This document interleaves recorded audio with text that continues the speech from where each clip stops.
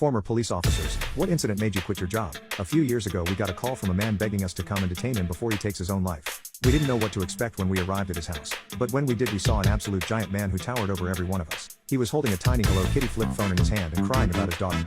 He fell to his knees when he saw us and started to cry, screaming, "She's dead, she's dead." It was the most primal cry I have heard, but right as we were about to walk to him, one of my colleagues yelled, "He's got a firearm."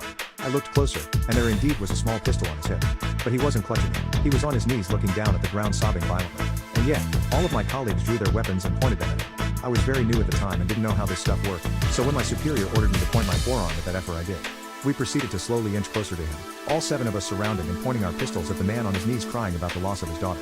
I remember he was still bawling his eyes out when one of my colleagues kicked him down and pressed his knee against his neck while another took the firearm from him. I watched in horror as another colleague then tried to take the Hello Kitty phone off him. He justified it, saying the phone could be used as a weapon, and started pulling at the man's hand trying to take the phone. However, the phone was something the man